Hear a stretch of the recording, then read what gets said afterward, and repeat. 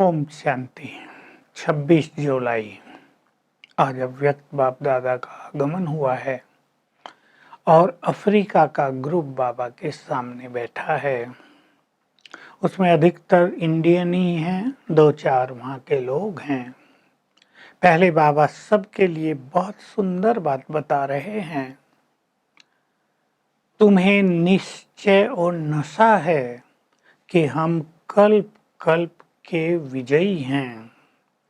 विजय माला हमारी ही यादगार है।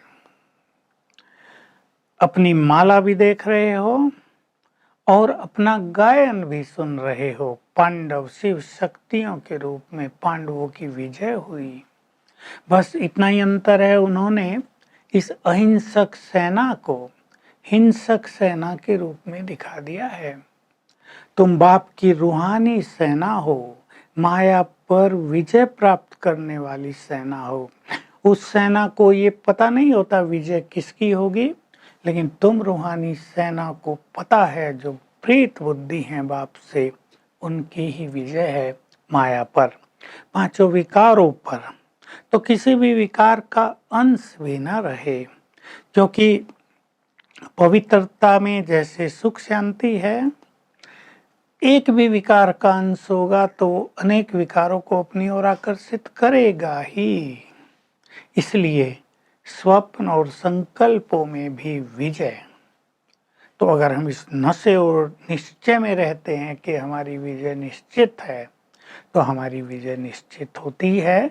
हम माया पर विजय पा लेते हैं। कोई पूछे, भाई तुमने ये पवित्रता की धारणा अपनाई है, सोच लो चल पाओगे या नहीं, तो उत्तर दो, सोचना क्या है। हम कल्प कल्प के विजयी हैं, हमें इसका ज्ञान है, हमें इसका नशा है। तो बहुत सुंदर ये धारणा की बात है। अफ्रीका का ग्रुप बैठा है। सबसे पहले अफ्रीका के ही एक व्यक्ति ने निमंत्रण दिया था मुंबई में, वहाँ जाकर सेवा केंद्र खोलने का। फिर वो ज्ञान छोड़ गया, उसका छोटा भाई परिवार से ज्ञान में चला। नैरोबी में बहुत अच्छी सेवा हुई और बहुत सारे गुजराती परिवार के परिवार ज्ञान में आए। बाबा उनकी महिमा कर रहे हैं कि परिवार का गुलदस्ता आता है और गुजरातियों में संगठन की शक्ति होती है। गरबारास भी मिल के करते हैं, तो एक अगर ज्ञान लेने आता है तो 10 को लाने लगता है। इसलिए सेवा जल्दी जल्दी वृद्धि को प्राप्त कर रही है। फिर बाबा देखते हैं कि वहाँ डर का माहौल रहता है, काले लोग औरों से बहुत बुरा व्यवहार करते हैं, मार काट कर देते हैं। तो बाबा कह रहे हैं, आप तो शिव शक्तियाँ निर्भय होकर बाबा की सेवाओं के फील्ड में उपस्थित हैं। सेवाओं का बल भी मिलता है, इसलिए निर्भयता भी आ जाती है। और कभी भी बाबा का इशारा मिलेगा, चले आओ, तो सोचने की जरूरत नहीं, मधुबन तुम्हारा घर है, आ सकोगे। फिर बाबा बहुत अच्छी बातें कर रहे हैं। ये मुरलियों से चुने हुए कुछ महावाक्य हैं।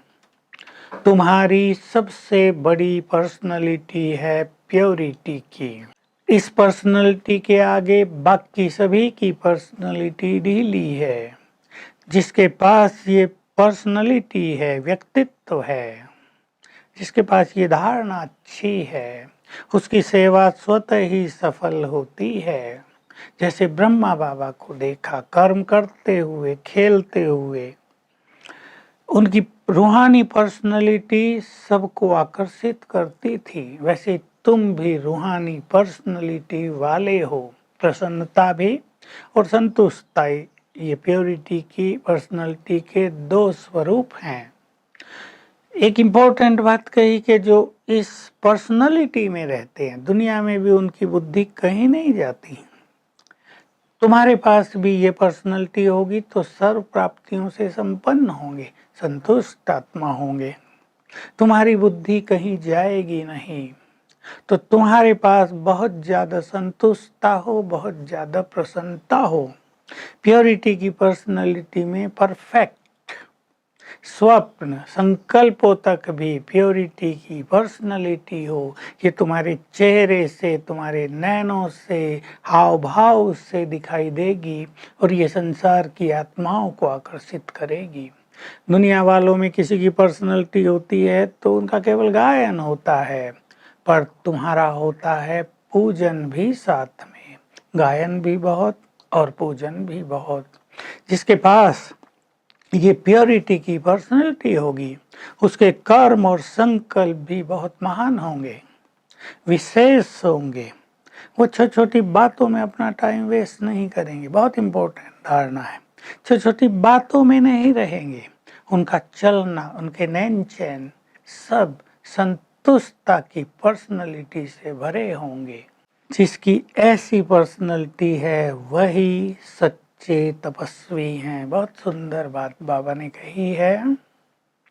तो हम सभी संतुष्ट आत्मा बन जाएं, बहुत प्रसन्न रहें। और प्रसन्नता की पर्सनैलिटी के लिए बाबा ने कहा, जो प्राप्तियां हुई हैं संगम युग पर, जो बहुत सारी प्राप्तियां हुई हैं उनकी लिस्ट बनाओ, उनको याद करो तो चेहरा प्रसन्नता से चमकता रहेगा।